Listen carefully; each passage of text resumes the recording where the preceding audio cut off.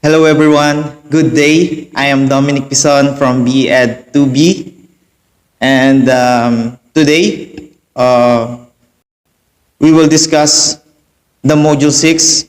It is about the teacher and his relationship with internal stakeholders. So here are the lessons that we are going to tackle today. We have 3 lessons here. The lesson 1, Article 8, the teacher and the learners. The lesson 2, Article 5, the teacher and the teaching community. And the lesson 3, Article 6, which is the teacher and higher authorities. Okay, so before we get on to the articles and its section, let us talk about what is internal stakeholders. So when we say internal, it is the inner part or features according to our best friend Google. So it means internal is the core. Then stakeholder is a party that has an interest in a company and can either affect or be affected by the business. So stakeholders' primary role is to help a company meet its strategic objectives by contributing their experience and perspective to a project. Okay, now let's proceed to our topic from lesson 1 in the module 6, which is the Article 8, the teacher and the learners. Let's go. Okay, lesson 1, Article 8, the teacher and the learners. Section 1 says, a teacher has the right and duty to determine the academic marks and the promotion of learners in the subjects they handle. Such determination shall be in accordance with generally accepted procedures of evaluation and measurement. In case of any complaint, teachers concerned shall immediately take appropriate action observing the process. So what this section 1 says. So here in the section 1, the teacher's duty is to rate every task of the students in a proper way of computing and giving grades. And if there is complaint, the teacher must take appropriate action. So that is from section 1. Now let's see what does the section 2 says. Section 2, a teacher shall recognize that the interests and welfare of the learners are his first and foremost concern, and shall handle each learner justly and impartially. So, the teacher must prioritize the needs and well-being of the learner and should give them fair treatment. That's what the section 2 is saying, meaning no special treatment. Every student deserves to be treated fairly and justly. Section 3. Under no circumstance shall a teacher be prejudiced nor discriminatory against any learner. This one emphasizes that the teacher should not be hurt or be discriminated by any learner. So in my own understanding, hurting and discriminating teachers by the learners is prohibited and it is their right. Let's proceed to the section 4. Section 4. A teacher shall not accept favors or gifts from learners, their parents, or other in their behalf in exchange for requested concessions, especially if underserved. So what about this section number 4? What does it tell to us? So section number 4, it means the teacher is not allowed to accept any gifts or favor comes from the students or their parents in exchange for any advantages, for example, in academics. In other terms, this is bribery, okay? I repeat the word bribery. And in Tagalog, this is what we call suhol. Okay, suhol. And suhol is outside in the Code of Ethics of Professional Teacher. But giving a token of appreciation for your teachers, for example, the student appreciated his or her teacher's dedication in serving and in teaching, that is not part of bribery, meaning that is legal. Okay? I repeat, if the student want to give a token of appreciation for their teacher, that is not a bribery. Okay, so that is legal. Okay, section 5. A teacher shall not accept remuneration or payment. When we say remuneration, this is just like payment. Okay, so remuneration or payment. A teacher shall not accept remuneration or payment from a student for tutorials inside the educational period. Meaning, this is just for the teachers who are in service because teaching students is already part of their job. But outside the educational period or outside the office hours, it is possible or allowable. That's what the section 5 says. Okay, let's move to this section 6. Section 6 tells a teacher shall base the evaluation of the learner's work in merit and quality of academic performance. So here, it says that grading and evaluating the learner must base on the learner's work and his or her quality of performance showing in the classroom. Meaning to say, if a teacher doesn't like the student, but that student is excellent and giving their best in academic, the teacher must give that student a good grade that fit to his or her performance, even though he or she hate that person. So, the teachers must not take it personally. In Tagalog, this is what we call walang personalan. Okay? Section 7. In a situation where mutual attraction and subsequent love develop between teacher and learner, the teacher shall exercise utmost professional discretion to avoid scandal, gossip, and preferential treatment of the learner. Okay, so what does it tell? What does it mean? So the section 7 says that it is prohibited for the teachers to have any intimate relationship with the student. If it happens or if there's a possibility that it will happen, the teacher must be responsible to control or set boundaries for them to avoid scandal, gossip, and preferential treatment.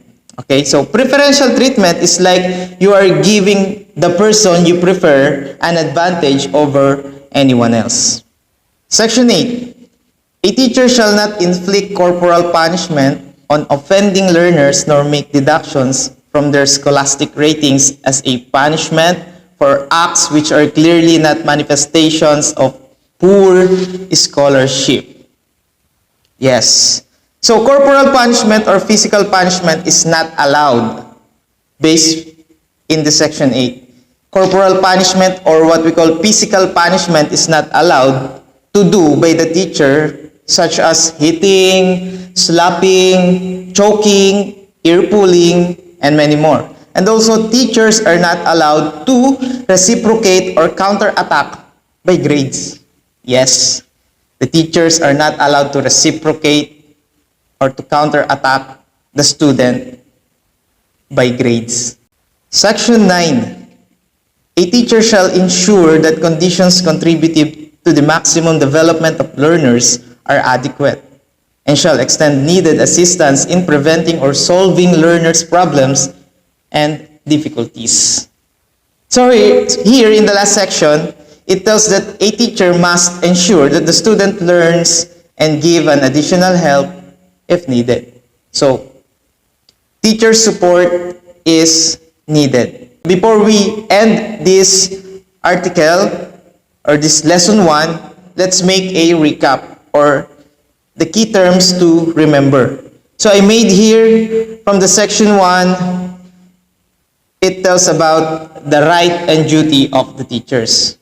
We have to remember that. Section 2, it is about the recognizing the welfare of the learners. Section 3, no discrimination. Section 4, no to bribery. Section 5, no remuneration or payment inside the educational period. Tutorial is possible outside the professional duty.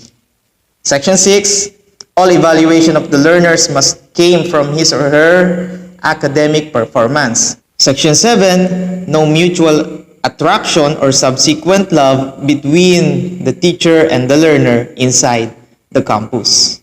Section 8, no corporal or physical punishment. And the Section 9, holistic development of the learners must be practiced. So now, let's move on to our lesson 2, which is the Article 5, the teacher and the teaching community.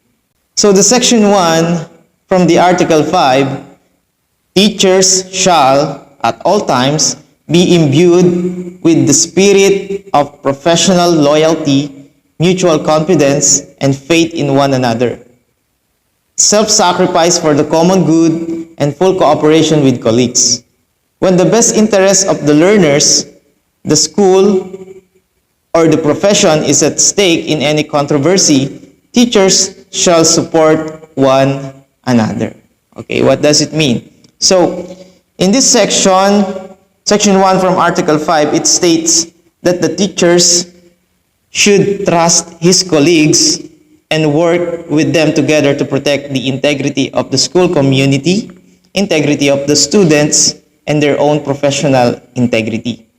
They should also trust other teachers in doing their part towards the accomplishment of a task while at the same time. Section 2. A teacher is not entitled to claim for work not of his own, and shall give due credit for the work of others which he may use.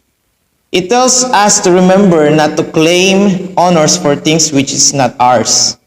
It means give due credit to the person who owns and deserves the honor.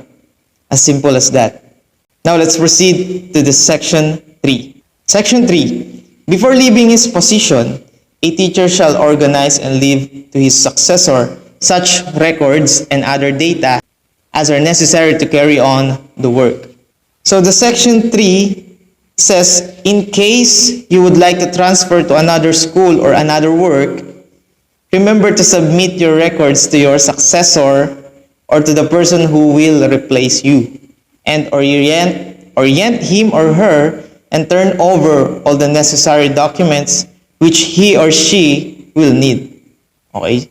So, this is what we call graceful exit. Okay? Graceful exit. Section 4. A teacher shall hold inviolate all confidential information concerning associates and the school, and shall not divulge to anyone documents which have not yet been officially released, or remove records from the files without official permission. So what does it mean? In this section, from this section 4, confidentiality must be observed and teach us to learn proper disclosure etiquette, even when untoward things are happening inside the school premises. And also avoid giving tactless, when we say tactless information, it is also the insensitive information. Sa Tagalog, this is what we call chismis. Okay? Chismis. Or some information that you are not sure. So, avoid giving tactless or insensitive information to other people which is not going to be helpful. Okay, let's proceed to section 5 and 6. Section 5, it shall be the responsibility of every teacher to seek correctives for what may appear to be an unprofessional and unethical conduct of any associate. This may be done only if there is incontrovertible evidence for such conduct. Section 6, a teacher may submit to the proper authorities any justifiable criticism against an associate, preferably in writing, without violating any right of the individual concerned. So, these sections tells us that in case a colleague have done something untoward and violating this code of ethics or making the integrity of the profession degrade, proper venue must be observed. Again, as a teacher, we have to avoid giving tactless information to someone who will not be able to help us. We must seek proper authority. Again, we must seek proper authority. Section 7. A teacher may apply for a vacant position for which he is qualified, provided that he respects the system of selection on the basis of merit and competence, provided further that all qualified candidates are given the opportunity to be considered. So, Section 7, it reflects that in case you would like to apply for a vacant position for promotion or any higher teaching profession or an administrative position, you will be allowed to do so, provided you follow all the rules and regulations of selection and respect the way you will be evaluated.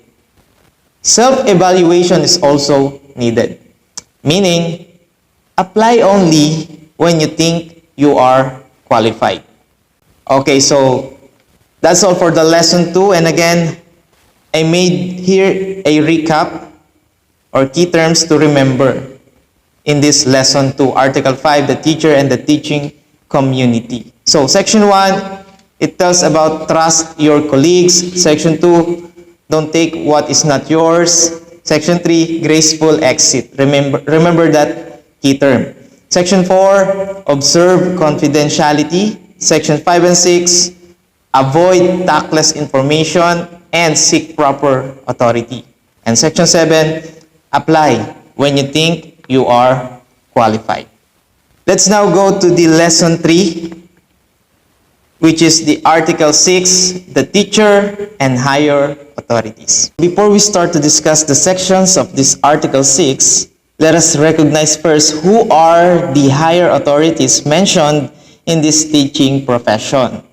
So when we say higher authorities in teaching, they are the department heads, principals, deputy secretary, and so many more, which are higher than the teachers. Section 1, a teacher shall make it his duty to make an honest effort to understand and support the legitimate policies of the school and the administration regardless of personal feeling or private opinion, and shall faithfully carry them out. So it tells us that as a professional teacher, we need to know and understand the policies being implemented by the administration like DepEd and CHED. So we need to comply to their policies regardless. If you have a personal opinion, you must still obey and submit to them. Why? Why we need to submit? Okay, remember, because of the word higher, meaning they have an authority to do so. Section 2, a teacher shall not make any false accusation or charges against superiors, especially under anonymity. Okay, under anonymity. However, if there are valid charges, he should present such under oath to competent authority. So what the section 2 means. So it basically tells us, or it basically tells that a teacher shall not make any false accusation or incorrect allegation against his superior, especially under anonymity. So anonymity means you are hiding yourself. Anonymous. Alright. But if a teacher has a valid reason or evidence, he can file case or present under oath. Under oath is just like saying the truth. So he can file a case or present under oath in the competent authorities. Let's proceed to the section 3. A teacher shall transact all official business through channels except when special conditions warrant a different procedure, such as when reforms are advocated but are opposed by the immediate superior, in which case the teachers shall appeal directly to the appropriate higher authority. You know, having a problem in school is unavoidable. So if a teacher have any problem to their student, he can go to the subject coordinator next to the principal, then he can go to the division supervisor, division superintendent, regional director, and finally the DepEd secretary. So how about when a teacher has a complaint to his co-teacher, or for example to the subject coordinator? So he can skip the step and directly go to the principal, which is higher than the subject coordinator. Actually, the basic rule in this case is just go to your immediate supervisor. As basic as that. Section 4.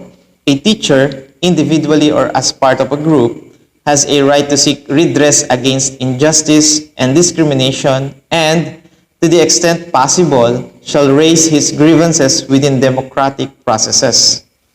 In doing so, he shall avoid jeopardizing the interest and welfare of the learners whose right to learn must be respected.